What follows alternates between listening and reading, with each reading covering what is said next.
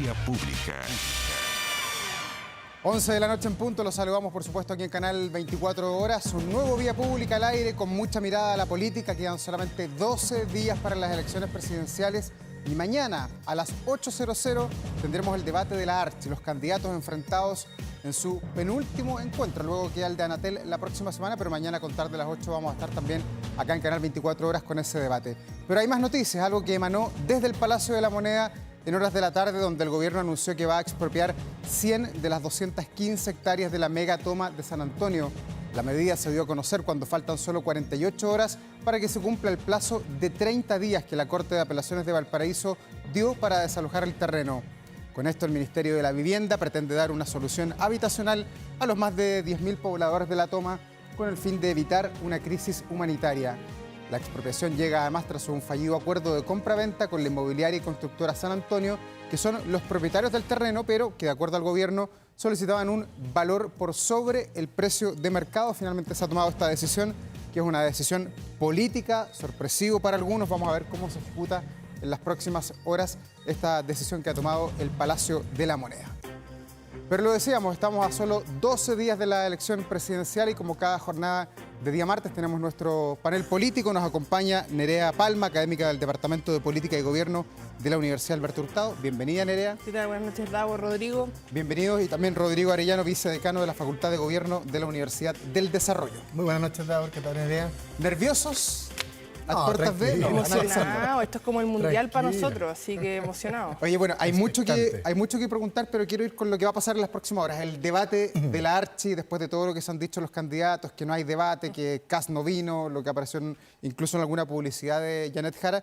¿Qué expectativas se puede tener para el debate de mañana? ¿Quién quiere partir? Bueno, ¿Tú? Ya. lo primero que estamos en una situación en que Janet Jara en este momento es la desafiante. No porque Kast sea incumbente necesariamente, pero porque como al menos lo que nos muestran todas las encuestas va liderando, ¿cierto?, la carrera de la segunda vuelta. Por lo tanto, la desafiante en este caso es Janet Jara y por eso lo que deberíamos ver es en ella un tono más confrontacional, no solamente respecto a los anteriores debates, sino que respecto a José Antonio Kast, que en esta ocasión actúa como el favorito de las encuestas, el favorito, ¿cierto?, de cómo se proyecta el escenario presidencial y por lo tanto, en ese sentido, lo que esperaríamos ver en Kast sería más bien consolidar y no, al menos, lo que no le favorecería sería enfrentarse a Janet Jara de manera que llame la atención respecto a su estilo. Entonces, en ese sentido, esperaríamos ver un debate donde hay una clara diferencia en la encuesta y donde Janet Jara tiene que salir, ¿cierto?, a buscar el partido justamente porque es el momento para intentar marcar una diferencia, por mucho que las personas que vean los debates no necesariamente son personas indecisas. Rodrigo, ¿puede cambiar la intención de voto al escuchar en este caso el debate de la Archi? Si es que hay confrontación, si es que se pelean los candidatos, como pasó el otro día en la radio cooperativa, que no había muchas expectativas, pero terminó siendo un debate sabroso en torno a temas de pobreza. Fue un debate al final del día. Sí, fue un debate. Se llamaba que era foro social con organizaciones civiles. Terminó siendo un debate con ciertos elementos que yo creo que va a ser interesante observarlo el día de mañana. Bueno, lo primero que el debate de la Archi en primera vuelta fue visto por más de 4 millones de personas. O sea, tuvo una cobertura brutal a lo largo de todo Chile, sobre todo radios regionales, que creo que además mañana tienen un rol importante en el debate. Lo segundo, que Janet Jara y que José Antonio Kast vamos a ver. Yo coincido con Nerea, aquí quien tiene el trabajo, la pega de salir a tomar la ofensiva es Janet Jara, porque efectivamente todos los estudios de opinión muestran que la carrera la tiene bien compleja en el sentido de que existe una harta diferencia entre ambos candidatos. Y vamos a ver que Janet Jara en el sentido de si va a ser la misma que vimos un poquito en Radio Cooperativa, con un tono, digamos, un poco más agresivo de lo que fue en primera vuelta y también en la primaria. ¿Qué tanto se desmarca del gobierno, que ha sido una señal muy importante, sobre todo en las últimas semanas por el tema de la crisis migratoria? Ya lo vamos a conversar, sí. ¿Qué tanto se desmarca del PC? Yo tengo la sensación de que, pese a lo que haga, va a ser complejo, porque ella puede decir que, o criticar al presidente Boric, pero fue parte de su círculo político y cercana, lleva 30 años en el PC. Es bien compleja esa separación que intenta implementar en esta segunda vuelta. Y José Antonio Kast, ¿cuál va a ser el rol? Si va a estar él dispuesto a ir a la ofensiva, él contraatacar, o seguir con la estrategia de, en el fondo, consolidar estos dos grandes pilares que han sido su estrategia durante toda la campaña presidencial, empleo y seguridad, que hasta el minuto le han dado un éxito. Entonces, no veo una razón para que cambie de estrategia. En el fondo, aquí, equipo que gana repite, y por lo tanto, su estrategia de jugar a estas dos grandes preocupaciones chilenas, yo creo que se va a ver reflejado mañana. Y si puede mover la aguja, da la sensación de que es muy difícil, salvo que haya un error de magnitudes muy relevantes. Los debates no tienden a mover aguja o cambiar la votación de manera importante para alterar el resultado que es básicamente bastante cierto lo que pueda pasar el próximo 14 de diciembre. Ya, pero ¿qué pasa si mañana, por ejemplo, en este debate de la Archi, la gente nuevamente dice que lo ganó Janet Jara, que es lo que se dijo después del debate de la radio cooperativa el día viernes, de que estuvo mejor, de que a José Antonio Kast se le había apocado, estaba un poco resfriado además para ese día? ¿Qué pasa si se vuelve a revertir ese escenario? ¿Se pueden dar vuelta a algunas personas que eventualmente tenían visto votar nulo, votar blanco en la elección? Bueno, al final del día ese es el público, digamos, objetivo, porque las personas que ya votaron por José Antonio Kast en la primera vuelta, es muy difícil que cambien su voto a Janet Jara. Lo mismo al revés, ¿cierto? Que votaron Janet Jara y después terminan votando por José Antonio Kast. Entonces, quizá el público al cual se podría apuntar, o más bien dicho, al elector, sería un elector que está pensando en votar nulo blanco, básicamente porque está obligado a votar y por lo tanto tiene que ir a las urnas a votar nulo blanco. El debate, o por lo menos lo que vemos en la literatura académica, los estudios comparados con evidencia empírica, en general es que las personas indecisas no lo ven, ¿cierto? Y por lo tanto eso hace difícil que el debate tenga un efecto en el debate. Pero como hemos dicho anteriormente, lo que sí es importante es cómo los medios después del debate encuadran o enmarcan cómo fue el debate. Exacto. Por ejemplo, si es que quizás, no sé, por ejemplo, yo no vi el debate, pero veo, no sé, un titular que dice José Antonio Kast saca una diferencia abismal con respecto a Jara, o al revés, Jara brillante en relación a Kast. O encaró a... también. Exactamente, o sea, yo me quedo con una idea de que hay una amplia diferencia entre los candidatos y por lo tanto eso podría ser relevante a la hora de que yo vaya a votar, sobre todo a pocos días de la elección, porque también hay evidencia empírica que muestra que los votantes votan pensando en lo último, lo más fresco que tienen en la cabeza y no tanto pensando, por ejemplo, hace 2 años o hace 1 año.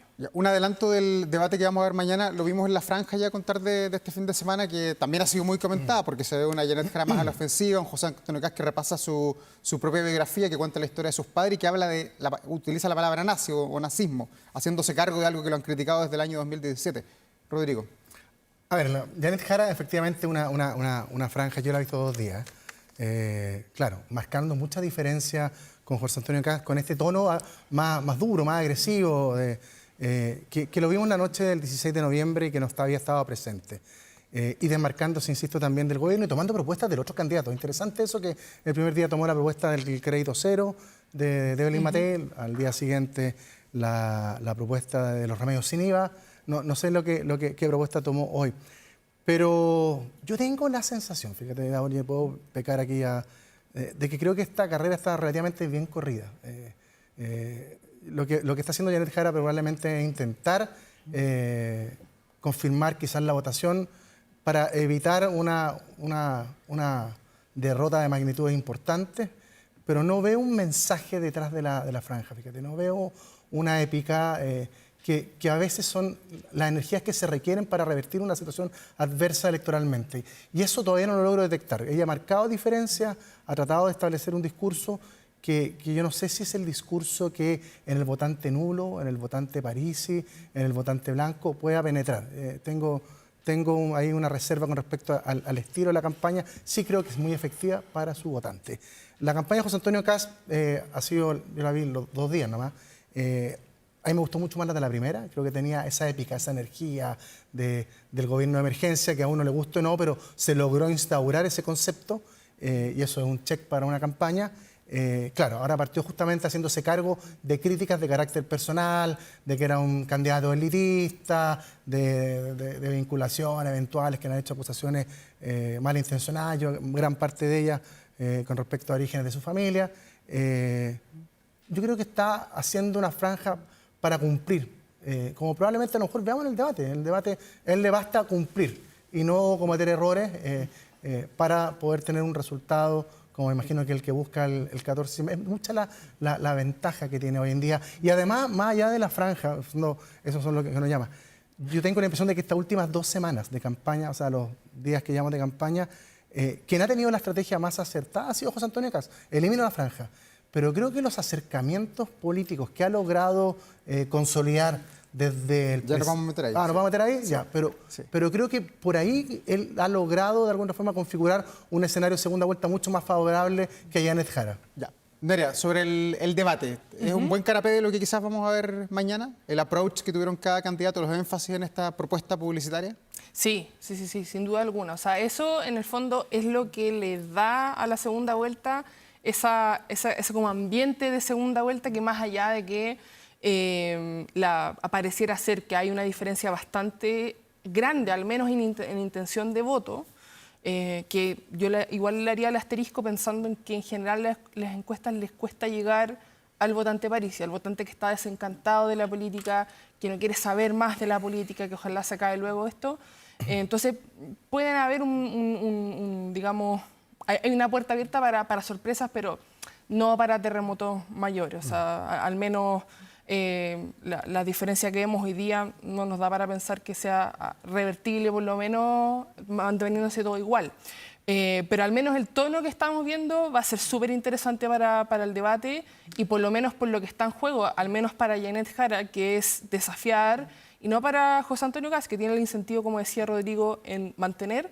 Se presenta como un debate súper interesante donde quizás veamos a José Antonio Kast tener que, entre comillas, salir a la pizarra con temáticas que no le resultan tan cómodas conversar o debatir, cosa que en general no ha tenido la oportunidad de hacer en ocasiones anteriores. Bueno, si lo quieren ver y escuchar mañana a contar de las 8:00, vamos a estar aquí en Canal 24 Horas transmitiendo el streaming para ver también a los candidatos. Entonces lo vamos a ver por Canal 24 Horas. Estoy obligado a sabroso. Ahora sí vamos a los apoyos que ha conquistado cada uno. Para muchos el hecho político más relevante ha sido la foto de Kast con Frey, que movió la caja política en estas últimas 2 semanas, pero se han ido sumando más apoyos. Janet Jara tuvo el concurso de la presidenta Bachelet, también de otras personalidades importantes, pero ayer vimos el apoyo de demócratas, de gente que uno asoció toda la vida a la Concertación, a Frey, a Lagos, a la presidenta Bachelet, y que hoy día los ve parados al lado de José Antonio Kast. ¿Qué relevancia tienen estos hechos políticos encabezado por gente que hoy día están demócratas, que están amarillo, Jimena Rincón, Jorge Tarut, Javier Alemparte y tantos otros? Yo creo que, lo traté de esbozar anteriormente, creo que ha sido un acierto. Es indudable que la imagen con el presidente Frey, al día siguiente, bueno, la foto salió el miércoles, pero la reunión había sido el lunes con Frey. El día martes se reúne con la familia Piñera, que creo que también es una señal bien importante, porque José Antonio Kast en algún minuto se declaró opositor al gobierno de Piñera y fue muy duro y muy crítico con parte de la gestión del expresidente. Entonces, creo que eso también, de alguna otra forma, lo tiende a acercar al piñerismo. Algunos dicen que está medio acabado, otros no, pero yo creo que sigue vigente, pero creo que es una señal importante. Y lo de ayer de demócratas también es también brutal, tú lo señalabas bien, personas que estaban muy vinculadas al mundo de la concertación, acercándose y da la sensación de que se acercan a 2 ejes que son fundamentales. ¿Pero es efectivo o es más bien efectivo? Yo no sé si electoralmente... ¿Mueve la aguja, trae gente para agua para el molino? Yo creo que algo influye, no sé si de la manera que uno espera, pero 3 elementos, 3 reflexiones. La primera creo que le da una señal de gobernabilidad a un futuro gobierno de José Antonio Kast. En el fondo, él sale del círculo tradicional de la derecha, ni siquiera centro-derecha, de la derecha, y se acerca a un mundo más moderado, incluso más de centro-izquierda, con representación en el Congreso que eventualmente le puede dar a él cierta tranquilidad para avanzar legislativamente. Lo segundo es que se acerca al eje del rechazo.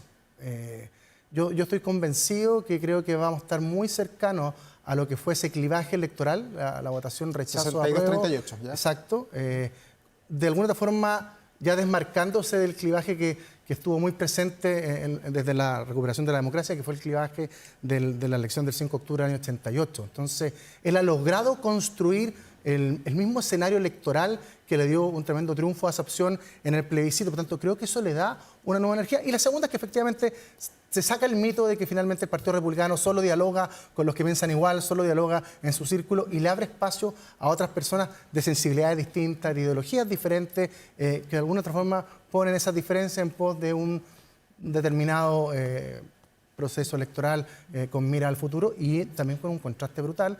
En el fondo ellos hacen hincapié que están acá también porque el escenario adverso, el escenario del frente, lo critican duramente, que es la candidatura continuadora del gobierno y del Partido Comunista. Nerea, ¿será tan así? ¿Los republicanos se están abriendo o es una unión más bien instrumental a puertas del 14 de diciembre?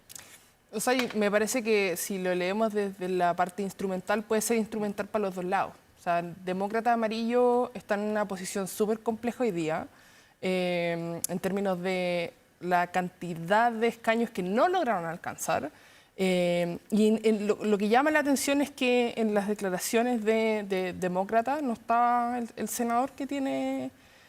Matías Walker. Demócratas hoy Él dijo día que no en el votaba ni por Congreso. Jara ni por Kast. Exacto. Entonces, quizá el actor político que tiene una cuota de poder y que de hecho su voto podría ser súper relevante cuando el Senado esté dividido, no estaba en la declaración de Kast o a favor de Kast. Es súper interesante. Por otro lado, me parece que a nivel de élite política me parece relevante el apoyo de demócratas amarillos a nivel electoral, a nivel de raíces con votantes, me parece que es completamente irrelevante por el peso que tiene amarillos y demócratas en la sociedad chilena, que es bastante precario.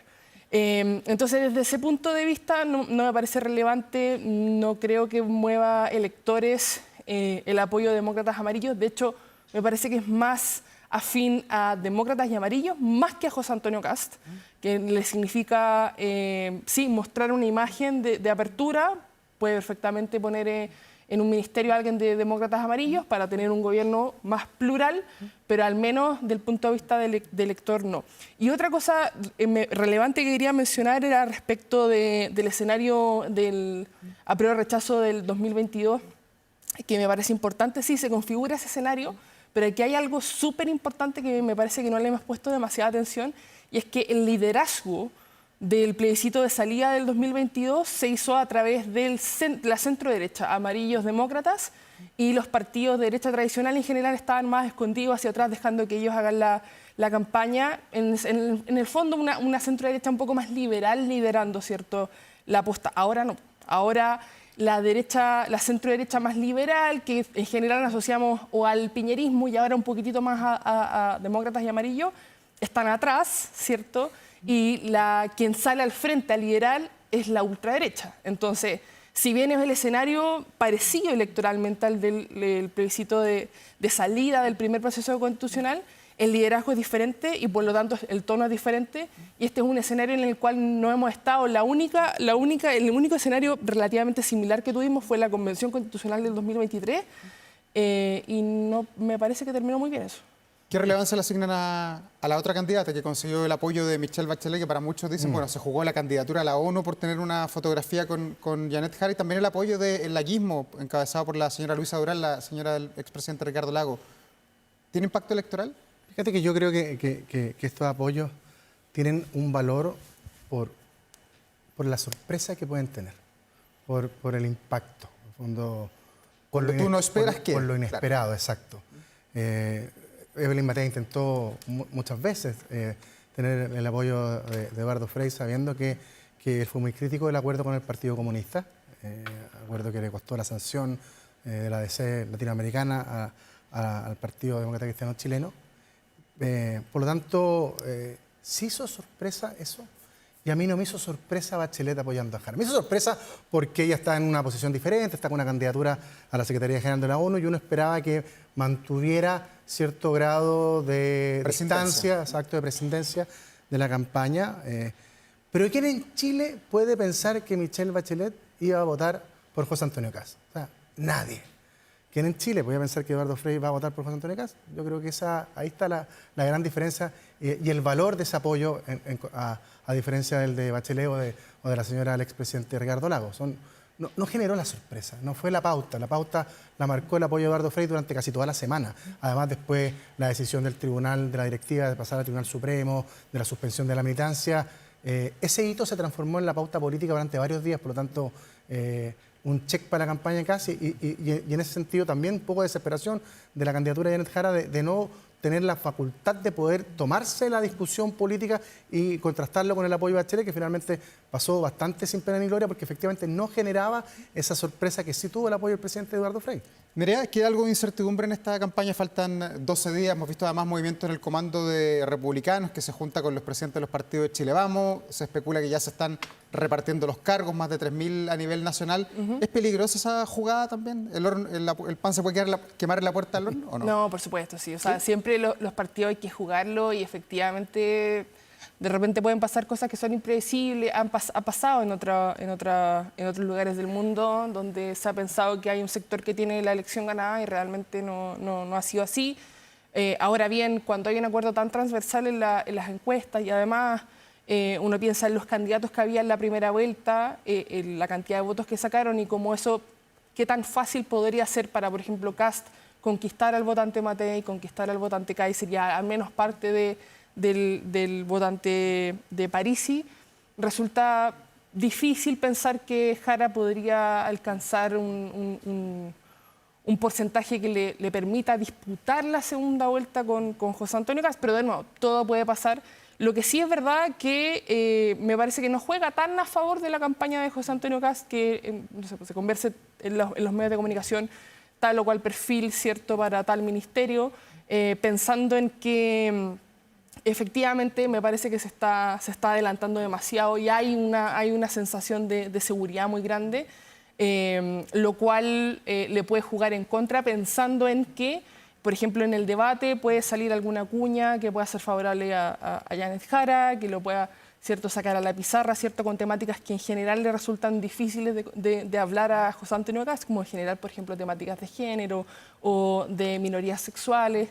Y por lo tanto, me parece que en ese sentido todavía queda carrera y obviamente que Janet Jara y el oficialismo tiene todo el incentivo de jugar el partido hasta el último minuto, hasta cada descuento y pelear cada una de las jugadas contra José Antonio Kast. Rodrigo, ¿es peligroso o es pragmático comenzar a especular quién va a estar en qué puesto? Esta semana vimos ahí en los diarios quién va a ser el ministro de Hacienda, quién va a ser el canciller, quién va a estar a cargo de la seguridad. Oye, las elecciones en 2 semanas más. Yo lo he leído con mucha atención de ahora, efectivamente, porque además genera no es demasiado ese morbo ahí para ir viendo. Pero yo tengo la sensación, además, claro, pero yo tengo la sensación, fíjate, que son más de los medios que del comando. Yo veo un comando muy consolidado en la campaña, un jefe de campaña de segunda vuelta como es Martín Arrau, que fue el exconvencional, exmilitante de la UDI por la zona Ñuble, exintendente muy preocupado de la campaña. Si hay algo que caracteriza al Partido Republicano, a diferencia quizás de otros partidos, es justamente el orden, la forma de trabajar. Yo creo que no están en esa, sino que están más bien los medios especulando porque genera ese sabor y ese atractivo. Y coincido con eso, yo creo que no es bueno empezar a repartir nombres cuando la carrera no está ganada. Ahora, la carrera depende de José Antonio Kast, yo creo que depende de él, en el fondo no, de algún error que cometa.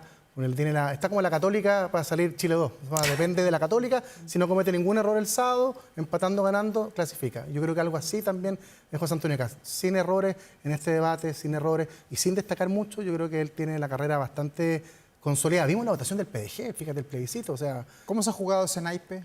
Ese naipe, porque muchos decían, bueno, van a ser los que tienen la bisagra de esta elección.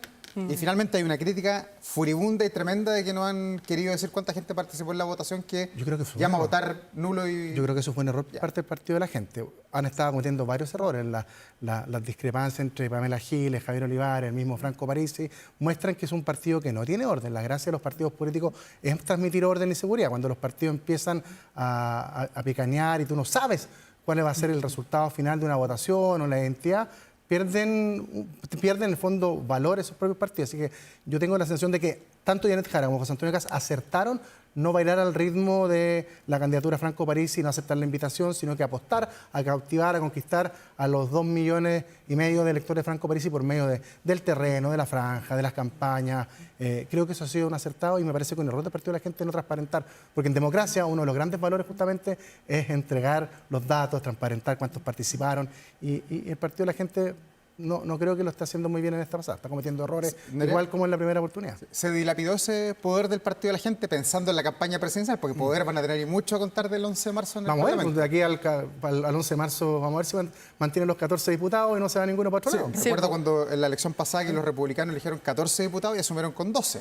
Se le fueron 2 antes de quedarse para el 11 de marzo. Kaiser y de la Carrera en esa oportunidad. Y además que vamos a ver si es que se mantienen durante los 4 años de ejercicio. O sea, una cosa es llegar al 11 de marzo, otra cosa es seguir del 11 de marzo ahí en adelante.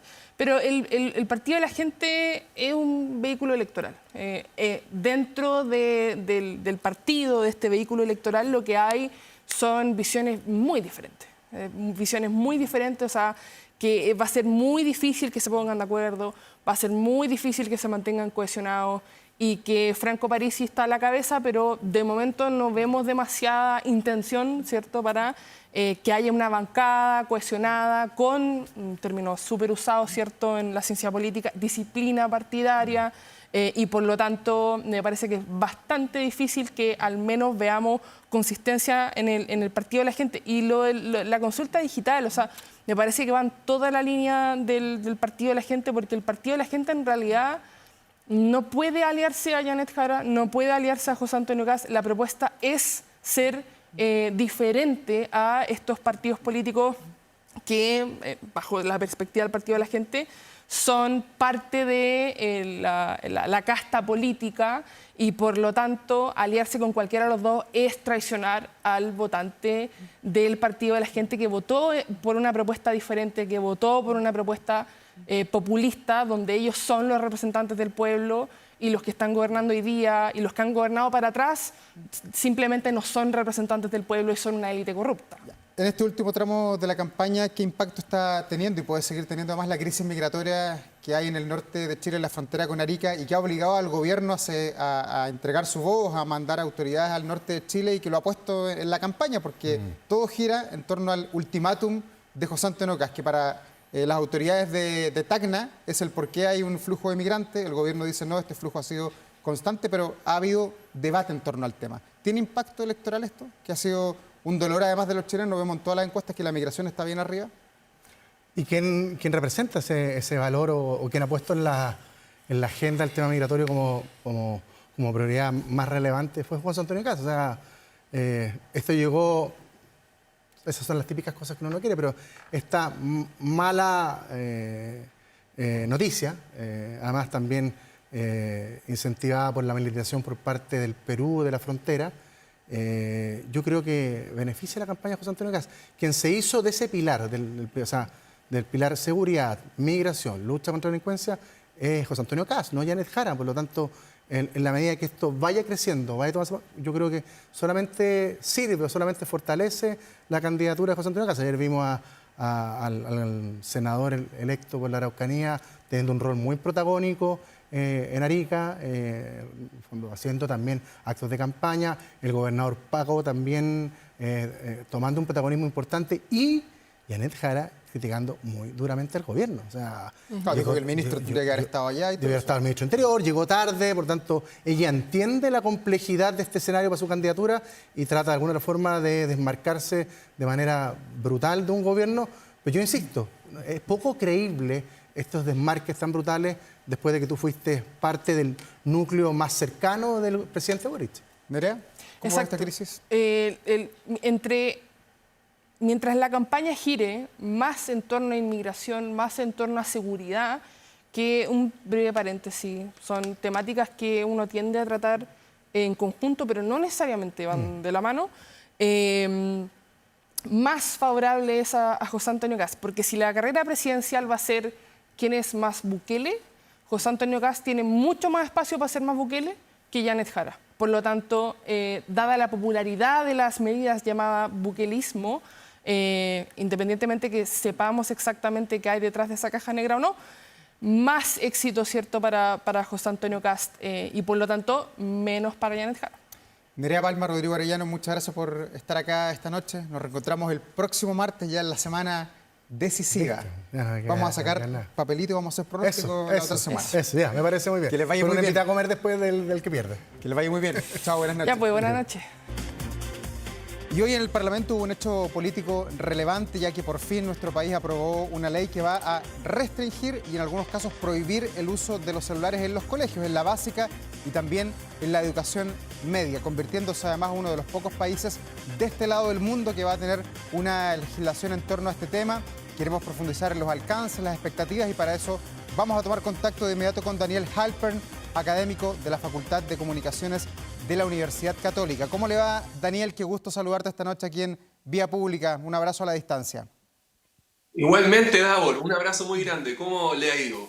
Bien, acá. Expectante, como sale la ley. Sí, hemos estado monitoreando esta ley, hemos conversado muchas veces sobre el impacto que tienen los celulares, sobre todo en el aula. Esta ley que prohíbe y regula, ¿quedó bien hecha la ley? ¿Quedó robusta? ¿Era la expectativa que tenían, por ejemplo, ustedes como académicos respecto a lo que Chile podía hacer? Lo que pasa es que yo creo que en el qué sí, pero en el cómo es difícil evaluar una ley. Yo la verdad es que desconozco los mecanismos y los procedimientos mediante el cual uno podría llegar a decirte está perfecto o está bien, porque hay muchos procesos que no sabemos cómo van a terminar siendo. Deja darte un ejemplo. Se prohíbe, ¿no es verdad? No se puede utilizar, pero la ley no establece el cómo. ¿A qué me refiero con el cómo? Los estudiantes no pueden llevar teléfono al colegio, sí pueden llevarlo, pero deben guardarlo en un lugar seguro. ¿Cuál es el estándar de ese lugar seguro? Es, por ejemplo, un casillero. ¿Quién se hace cargo de ese casillero? ¿Quién lo cuida?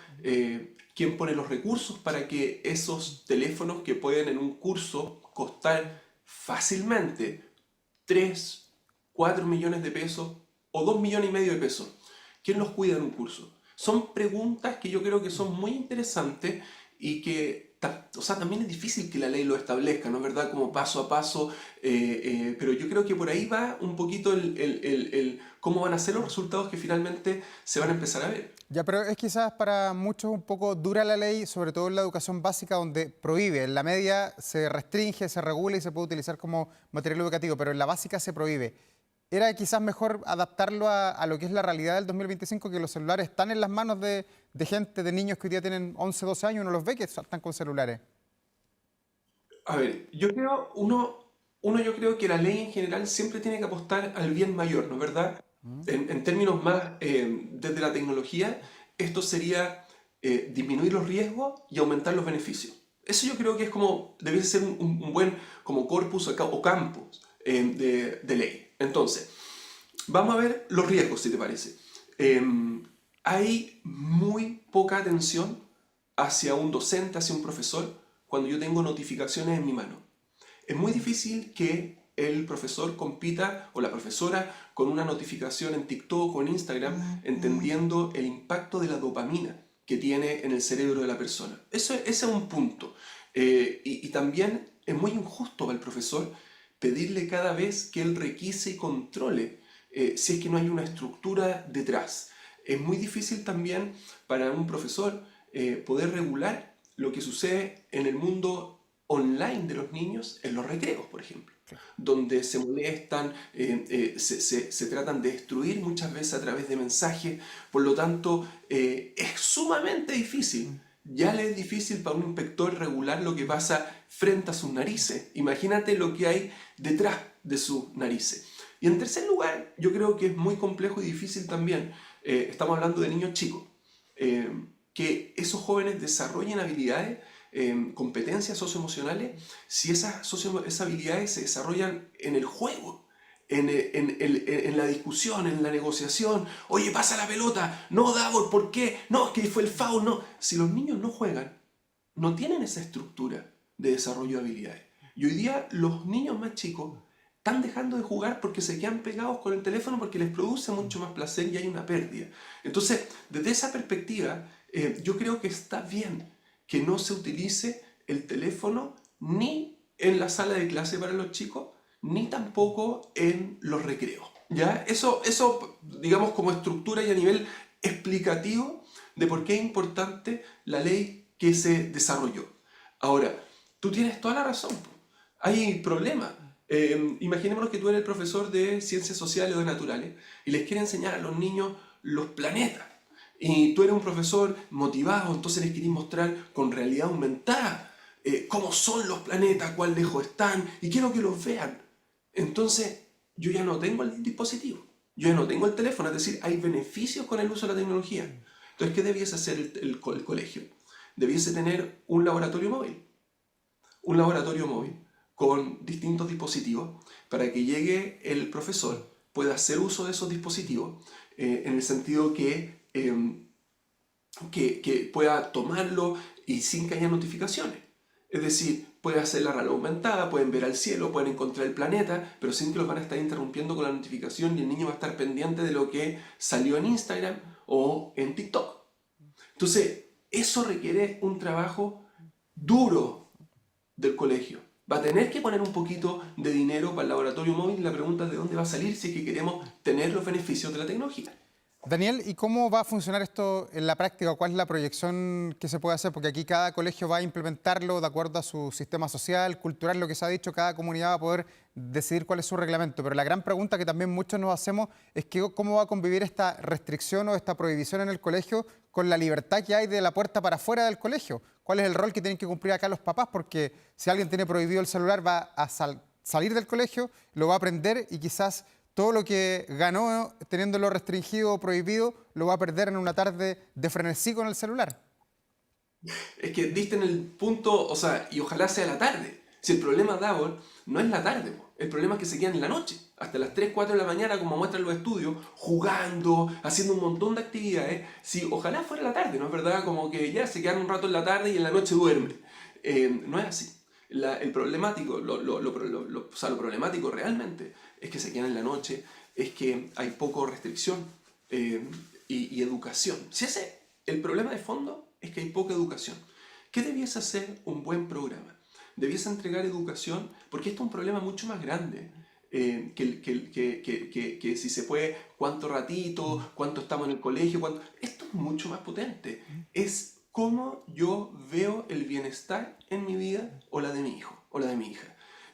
Que es un problema cuando están más de entre 4 y 6 horas conectados al día. Por lo tanto, tienen que tener otros intereses, ya sea deporte, ya sea conversaciones, ya sea generar placer por elementos que no son digitales. Y eso tiene que haber una educación para el hogar. Tiene que haber una educación para el hogar para que todos tengamos filtros. Yo tengo un filtro parental del dispositivo. Porque yo, si estoy mucho tiempo, como tengo déficit atencional, me absorbe el teléfono y soy menos productivo. Yo que tengo 45 años. Entonces, ¿qué se espera para un niño de 15 con un poco de déficit? Va a estar absolutamente absorto. Entonces, eso viene con educación. Deja darte un ejemplo, porque también es sumamente importante encontrar el uso positivo que se da de la tecnología. Nosotros hace aproximadamente 3 semanas hicimos una hackathon en la Católica para poder disminuir el cyberbullying en los colegios. ¿Y cómo lo hicimos? Juntamos a más de 250 jóvenes, les dimos un desafío.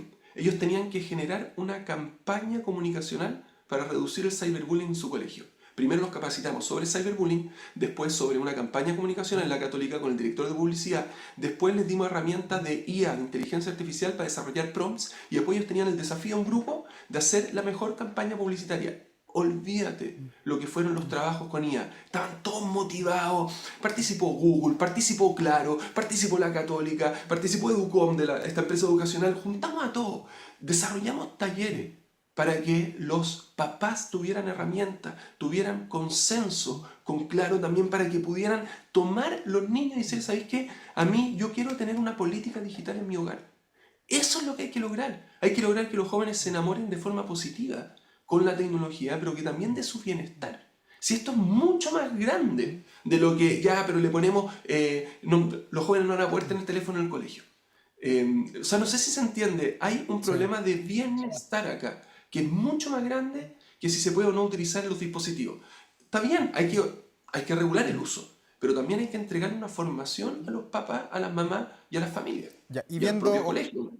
buscando esa ruta, esa receta, ¿hay algún país que tengamos que mirar? Porque Chile, entiendo, es el primer país de Latinoamérica en que tiene una regulación en torno a los celulares, pero hay países más desarrollados, como por ejemplo Francia, que ya han implementado regulación a los celulares, y uno mira los estudios y la verdad es que el rendimiento no mejoró con las expectativas que había una vez que comenzó a implementarse la ley. ¿Nos puede pasar lo mismo? ¿Hay que mirar la experiencia de quizás otro país que no tenemos hoy día en el horizonte? Deja contarte una experiencia que salió hace un mes y medio del estado de Florida, que Ya. tomaron escuelas estatales, que serían un similar, ¿no verdad?, a las municipales. El primer año, Davor, fue terrible. Escúchame, tenían más suspensiones, problemas de asistencia, porque suspendían a los niños, porque tenían que controlar, regular. La energía del colegio te chupó. Todo esto para ver, para entender, para saber. Ya, entonces mira, si tú lo sacas acá, va a estar prohibido sacar anotaciones negativas. O sea, fue terrible. Pero el segundo año, es decir, corto, mediano plazo, muy Duro. resultados negativos. Ya, duro. Negativo para el colegio, porque te quitaron mucho tiempo. Pero a partir del segundo año empezaron a cambiar hábitos. Los niños efectivamente pusieron mayor atención en clase, le empezó a ir mejor, mejoró el promedio. Esto depende de cómo uno se mira, cómo uno lo va como mirando y estructurando. Si yo lo voy mirando solamente como en el corto ya, pero ¿qué pasó? ¿Qué? Siempre va a ser un poco negativo, pero si yo lo miro a medida como más de largo plazo, de que de efectivamente qué puede pasar como en un tiempo, yo diría, más, proyectémoslo, 2, 3 años, me parece que se puede tener una visión más amplia, más general, y podemos entenderlo. En el caso de Estados Unidos, se regularon de Miami en particular, de Florida, perdón, no de Miami, se reguló el uso. Al principio fue muy difícil, fue muy complejo, pero después empezaron a ver beneficios porque se juntaron con una educación digital positiva, por así decirlo, donde no es solamente la restricción, sino que además yo te reeduco para que tú vayas encontrando intereses en deporte, en actividades presenciales, si son elementos fundamentales. Hoy día la lucha no puede ser solamente no contra lo digital, si para la educación de un niño necesita el sí en otras áreas. Y eso también es vínculos familiares, digamos, generar una comunicación al interior del hogar. Ya, pero la Y no evaluación solo- que hay que hacer con las herramientas que se tienen, Daniel, y lo que vemos permanentemente son las pruebas PISA, la prueba de PAES para los que son más grandes. ¿Esa es la forma de medir si esto resultó o no resultó? ¿O haber que crear quizás algún instrumento para que cada colegio diga, bueno, aplicando esto cuando no había restricción versus aplicando esto mismo cuando sí había restricción? ¿Cómo se mide esto? Porque el Ministerio de Educación además lo dice la ley, el 2030 recién va a ser un gran escrutamiento de cómo lo hizo cada región, cada colegio a nivel nacional. Sí, yo creo que para eso son dos elementos relevantes. El primero, medir con un antes y un después. Si hoy día nosotros consideramos que estamos en el pic de abajo, entonces deberíamos ser capaces de medir lo que las pruebas estandarizadas que sean, ojo. Y ahí ver en 5 años más, como dices tú, o 3 o 4, da lo mismo, si hay un cambio, si hay un salto entre cómo es ahora y cómo va a ser en el 2030. Punto 1. Punto 2, y ahí se podría medir la parte académica. Pero hay toda otra parte que es, por así decirlo, psicosocial, de bienestar, que el teléfono, digamos, la tecnología, digamos como son, te chupa, te saca esa energía, esa vida. ¿Por qué? Porque el niño va generando solamente interés en el mundo digital y va perdiendo las ganas por las otras cosas. Entonces, cuando es elemental y central entender que para que a un niño le vaya bien en el colegio, tiene que estar bien él también como persona. Y son dos elementos que son separados pero se unen, se cruzan. Entonces, junto a los estándares académicos, donde hay lectura, donde hay una serie de características que el mundo digital también ha impactado negativamente, debiesen haber elementos que son más de aspecto emocional, de por ejemplo tener una motivación, tener un objetivo, tener un sentido de qué es lo que yo quiero estudiar, qué es lo que quiero ver. El mundo digital te confunde mucho de eso. Entonces, obviamente, yo creo que al limitarlo y al regularlo, pero también al educarlo de forma positiva. Y eso es lo que yo no veo muy presente en esta ley y eso es lo que más yo creo que se necesita hacer como un llamado a distintas instituciones para que apoyen y ayuden en esto. Yo no lo veo tan simple que porque tú sacas el teléfono, todo se va a mejorar. Es una estupidez, pero con pata, decir que nosotros sacamos el teléfono y como que van a volver todos los estándares y todas las cosas, como que van a crecer y se van a mejorar. Eso es lo que de repente yo veo como cierta ingenuidad en varias personas que están detrás de esto, como diciendo, si nosotros sacamos los teléfonos, ya no van a haber problemas de convivencia en los colegios. Si nosotros sacamos los teléfonos, van a subir a los niveles de lectura que habían antes. No lo veo tan simple. Ya, o sea, la falla desde tu punto de vista es más sistémica, más de crisis de educación del modelo educativo probablemente que se está impartiendo en las aulas de Chile, ¿o no? No, o sea, sí, y además, o sea, se necesita todo un apoyo en lo que es educación digital, alfabetización digital. Se necesita un apoyo en enseñarle a los niños a cómo utilizar la inteligencia artificial. Se necesita todo un apoyo también en la destrucción que se está haciendo, producto que, por ejemplo, ocupan la inteligencia artificial para romperse entre ellos, para tomar imágenes, para hacer... O sea, son elementos que yo considero pero esenciales en un plan formativo. Y que no es como esto se soluciona si es que yo le saco, ¿no es verdad?, el teléfono. Todo lo contrario, el problema recién empieza porque los niños están ansiosos por una parte de formación digital. Los colegios tienen que tener planes, programas, un currículo de alfabetización digital. No es solamente prohibición, regulación, es también que yo les entrego para que ellos puedan estar bien, para que los jóvenes puedan estar bien, por así decirlo, y que estudien mejor. La ley, Daniel, llega hasta los colegios, pero quiero aprovechar esta entrevista para preguntar tu experiencia como profesor universitario. ¿Cómo se regula? ¿Qué hacen los alumnos que también tienen 18 años? Están ahí, pasaron de un día del colegio a la universidad. ¿Cómo ha sido esa experiencia? ¿Hacen caso al profe? ¿Guardan el celular? ¿O también habría que aplicar medidas un poquito más duras, punitivas dentro de las aulas? Davor, tú no te puedes imaginar el cariño y el amor que yo le tengo a los estudiantes. No, o sea, y me trato como de preocupar, que aprendan y todo. Pero pucha, que ha bajado la atención al profesor, el interés también por aprender, no en todos los casos, pero en muchos casos, porque es muy power, es muy potente cuando uno trata de enseñar y al lado tiene un dispositivo. No es que el joven sea alguien, un desgraciado, que está como que antes como que llegaba y decía, no, este tipo no, sino que es muy fuerte la distracción. Y si no desarrolla estrategia, porque para que, como yo tengo también mi propia estrategia y probablemente tú, donde eres ordenado, donde tenéis como cierta dieta digital, donde tenéis una política, y hay gente que le cuesta más estructurarse que a otra, y a un adolescente le cuesta mucho más porque son más impulsivos. Entonces, si es que no desarrolla una estrategia, le va a costar más. Y el problema es que cuando tú llegáis, ya, voy a tomar como, no sé, un curso, o que alguien me va a enseñar, no te lo enseñan. Te lo da la vida. Y a los 18 años muchos se pegan el porrazo. Porque por estar en el teléfono te perdiste lo que decía el profesor o lo que dice la materia y termináis reprobando el curso. A mí me da desde esa perspectiva pena porque no hemos sido capaces de ayudar más a los estudiantes a soltar el teléfono para focalizarse en el estudio. Y ahí, perdón, Daniel, cada maestrito con su librito, con su dinámica con los alumnos, o las universidades deberían quizás tener también un reglamento o estar dentro del alcance de la ley. Pucha, es que son grandes, pues, tienen 18 años, es decir, el flaco puede manejar, no es verdad, va a estar ahí como aquellos que manejan, que tienen la bendición de tener auto, entonces tú le vas a decir, no, pues si tienen el teléfono, él decidirá si ve la pantalla o ve hacia adelante. Entonces, claro, yo como Estado te puedo poner un parte para un policía si lo ve, ¿no es verdad? Te puedo sacar una multa, pero pucha, tenés 18 años, o sea...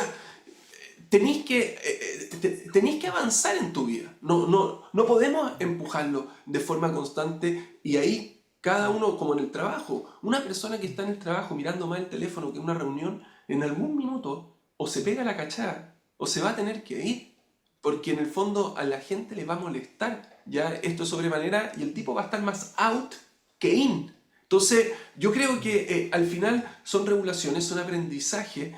Pero me parece que está siendo duro. Y yo respeto 100% a los profesores que dicen, no hay teléfono en mi clase. Pero también por otra parte, le digo, tiene 18 años. Como, no podí estar como, tiene 18. Daniel Halpern, como siempre, muy ilustrativo y muy apasionado también para sus puntos de vista. Gracias por ayudarnos a entender esta nueva regulación que va a tener nuestro país. Te mando un abrazo a la distancia. Un gran abrazo, Davor, que estés muy bien. Muchas gracias. Gracias, buenas noches. 23 horas con 53 minutos. Vamos a la pausa. Nosotros ya estamos de vuelta aquí en Vía Pública, en Canal 24 Horas.